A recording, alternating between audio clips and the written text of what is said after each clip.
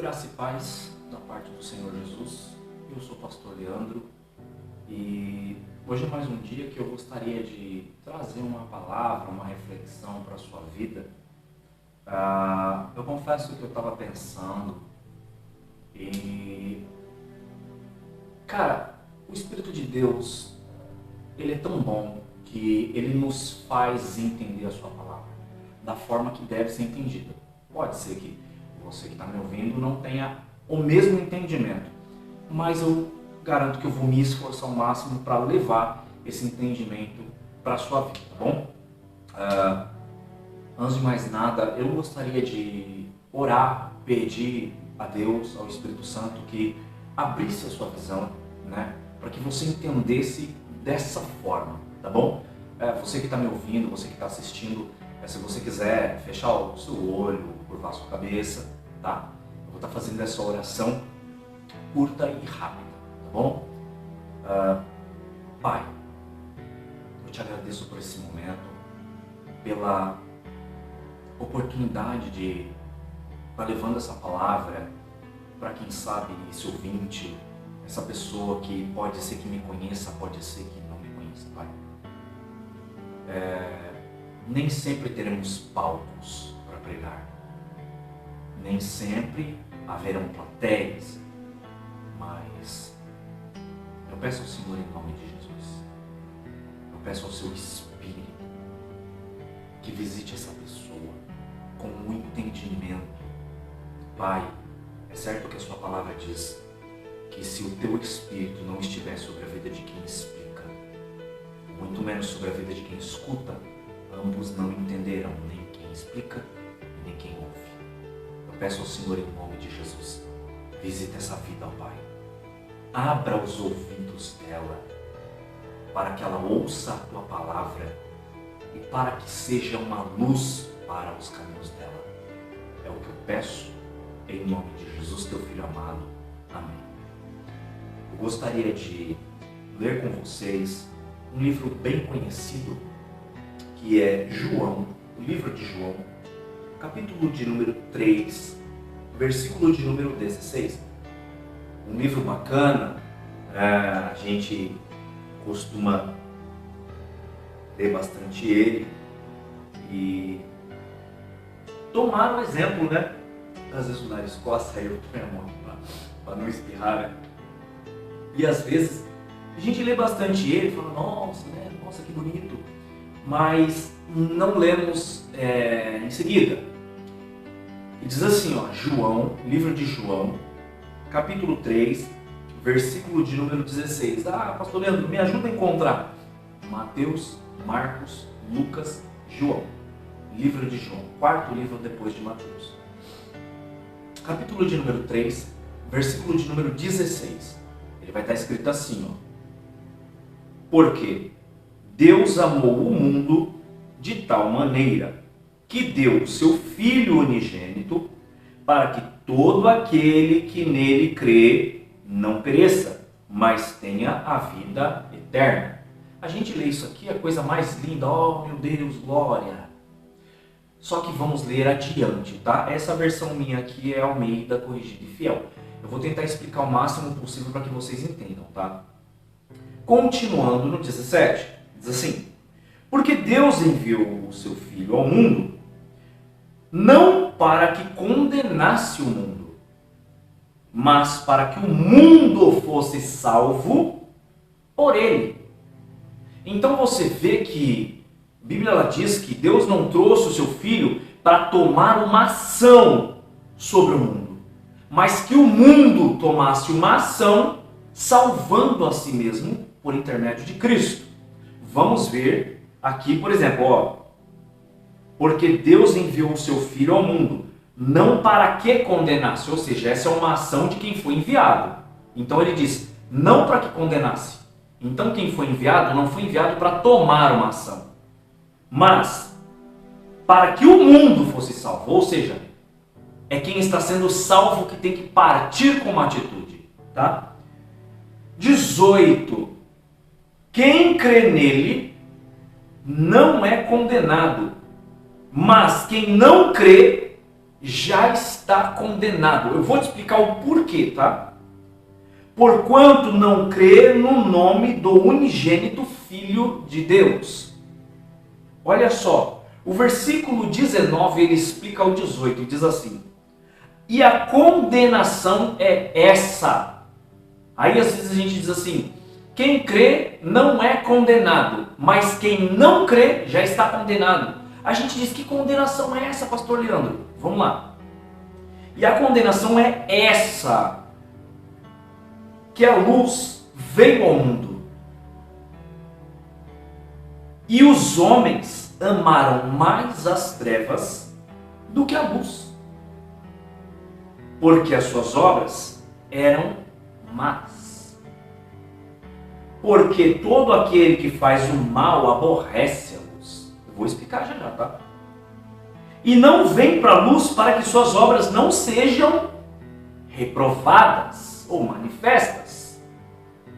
Mas quem pratica a verdade, versículo 21, vem para a luz, a fim de que suas obras sejam manifestas, porque são feitas em Deus. O versículo de número 20, ele vai dizer: porque todo aquele que faz o mal aborrece a luz. A condenação é essa, versículo 19. A luz veio ao mundo, mas os homens amaram as trevas mais do que a luz. Eu estava analisando esta palavra, a tradução sobre luz.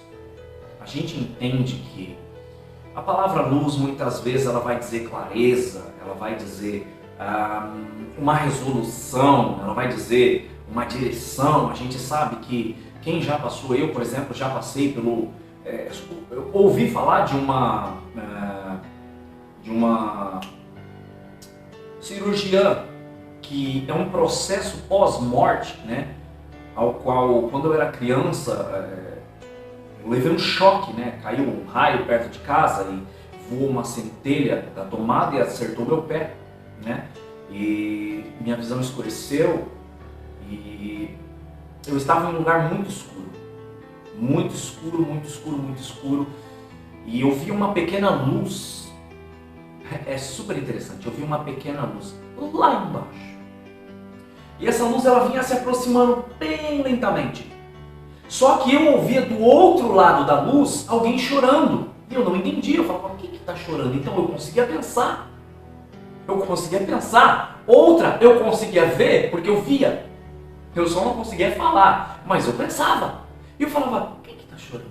Né? E essa luz ela vinha se aproximando cada vez mais. E eu ficava: nossa, essa pessoa está chorando mais, né? E era como se alguém do outro lado da luz estivesse chorando. Quando essa luz ela foi se aproximando, era eu quem estava chorando no colo do meu pai. Eu parei assim na hora e fiquei assim: não é? Tipo, o que está acontecendo? Ou seja, eu meio que morri e vim voltando à vida. Você entende?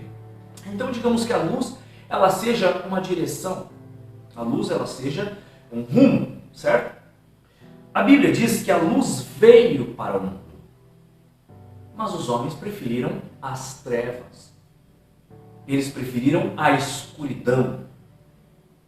Eu vou colocar aqui bem claro, esse vídeo eu acredito que vai ser rápido, mas a resolução dos problemas, a resolução, como que eu posso dizer assim, dos erros, dos equívocos. Sabe quando a pessoa ela comete erro atrás de erro e ela procura uma solução e ela não encontra? E de repente aparece a resolução para esse problema? Só que a Bíblia diz que os homens preferiram as trevas. Eu quero te dizer da seguinte forma, que os homens, eles preferiram permanecer ignorantes. Como assim, pastor? Sim. A pessoa, ela pode ler e ela pode buscar a sabedoria do Espírito Santo. Ela pode buscar a direção em Cristo, para que Ele direcione ela dentro daquilo que é necessário. Mas quem se sente bem praticando aquilo que está praticando, por mais que não seja bom, ele não quer direção. Ele não quer buscar resolução, ele não quer mudar o trajeto, ele quer permanecer. Então ele vai ler, vai dizer, pô, bonito, bacana, show, é isso aí. E vida que segue. Não, Deus ama todo mundo e vida que segue. Ele não quer ouvir e entender na palavra que o que ele está fazendo é errado. É por isso que a Bíblia diz que os homens amaram mais as trevas do que a luz. Por quê? Porque eles temiam que suas obras fossem provadas e reprovadas. Então já entende que eles não gostam e não gostavam que as pessoas olhassem e dissessem, isso está errado. Isso aqui está errado. Não, está errado. Então assim, eles preferiram dar uma de quem não sabe do que dizer, poxa, é verdade, realmente está escrito, e se consertar, você está entendendo? Então, o versículo de número 20 ele vai dizer assim, porque todo aquele que faz o mal, ele aborrece, ele não gosta que as suas obras ou que suas atitudes, seus atos sejam manifestos, sejam descobertos, ele não gosta, ela não gosta, porque sabe que está fazendo errado e sabe que vai atrair reprovação. Você está entendendo? Então está escrito assim, e não vem para a luz para que suas obras não sejam reprovadas, ou seja, ele já não vem, ele não quer vir. Ele prefere viver uma vida de ignorante. Uma pessoa que fala sobre algo, mas sequer sabe o que está falando. Uma pessoa que prefere ficar retida, retardada. Você está entendendo? Então assim, 21. Mas quem pratica a verdade vem para a luz. Ou seja, quem pratica a verdade, ele fala, Deus, eis-me aqui. Se eu cometi erro, eis-me aqui. Seus olhos são como chama de fogo, eis-me aqui. Eu preciso me consertar para não viver em erro desagradando o Senhor. Então é bom que o Senhor esteja perto de mim, porque o Senhor me conserta. Você está entendendo? Existe a diferença entre o filho que comete o que é errado e esconde, e aquele filho que não aguenta por muito tempo manter escondido.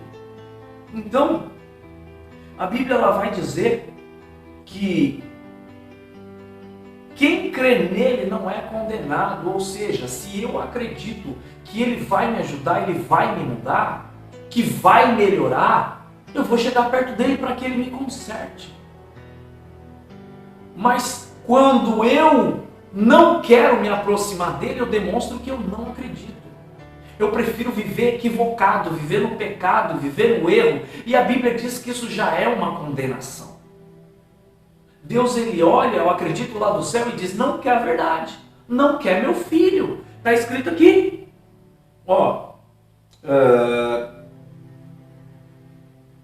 quem crê nele não é condenado, mas quem não crê já está, porquanto não crê no nome do unigênito. Ou seja, eu não quero ser transformado por esse Jesus, então eu não quero que ele entre na vida e me conserte.